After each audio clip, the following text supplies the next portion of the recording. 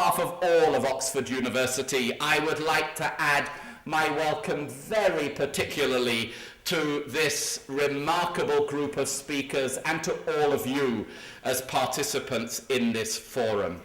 And I'm particularly honored to welcome all of our guests from Malaysia, and in particular our two opening speakers.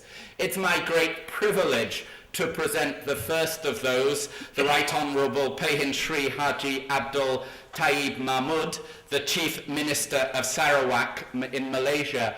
And all of you know that he has had a long and distinguished career in Sarawak. I want also to point your attention to the detailed biography of the Chief Minister, which is in your program. He will have many important and interesting things to say. I do not want to take any more of his time, so please would you join me in welcoming the Chief Minister.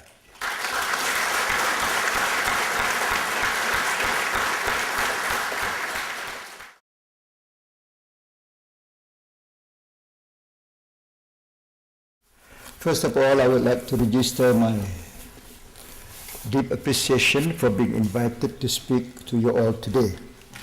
I've been to Oxford for many times, but never officially.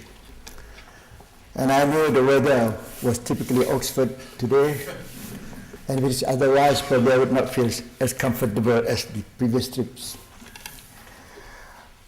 I'm today invited to speak on the role of Muslim nations in rebuilding today's global economy. With Muslim nations growing significance in the global economy, their development will have implications on their parts of the world.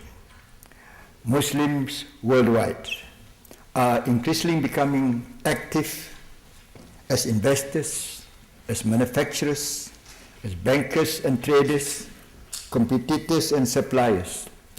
They have become real partners in a global economic system.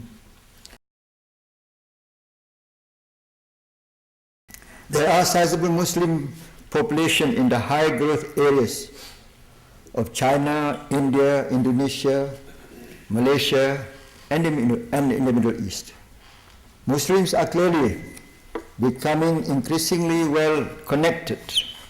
The world business community should try to make use of this network to its fullest potential.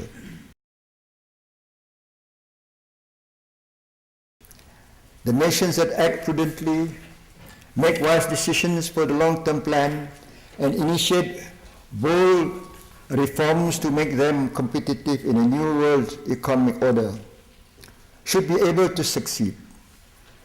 Now is not a time for the faint-hearted to retreat or return to the good old days status quo.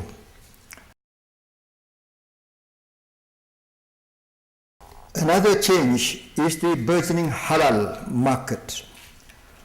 Most Muslims now consciously seek consumer products with Islamic brand.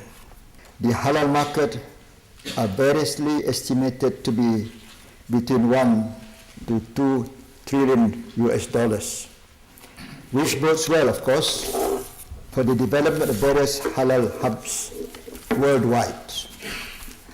This is indeed a positive development, as no single halal hub can cater to the global needs of the Muslims. To achieve this, linkages can be established between regional hubs to ensure coordination and standardization of halal products.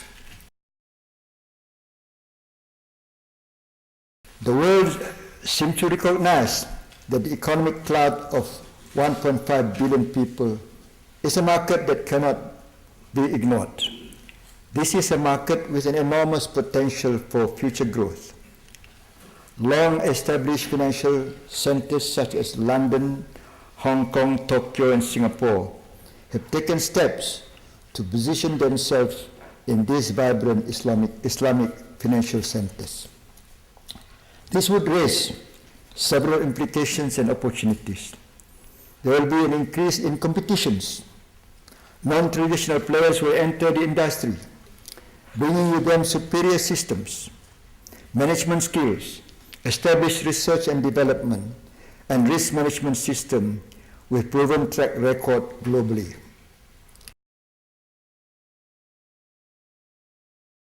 The majority Muslim consumers' lives are determined by the dietary, lifestyle, and financial rules of Islam.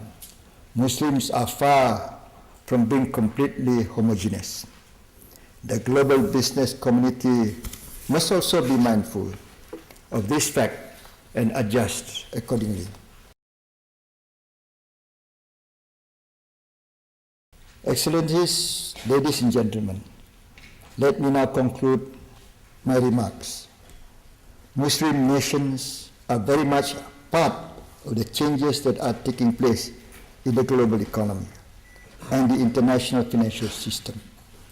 Going forward, the pace of economic and financial integration among Muslim nations and other economies should gain momentum, driven by structural factors, by the conscious policies to put in place enabling environments, and by the benefits derived that are mutually rewarding. The evidence in this decade has demonstrated that a more integrated and cohesive Muslim nations contribute towards more balanced global growth. A more resilient Muslim nation contribute to greater global economic stability, while a more connected world in this new phase of globalization will bring no vulnerabilities. It also brings with it the promise of new opportunities, new relationship, and new partnership in the world economy. It points to new prospects for greater and more widely shared prosperity. I wish you all success in your forum in the next 2 days. Thank you very much.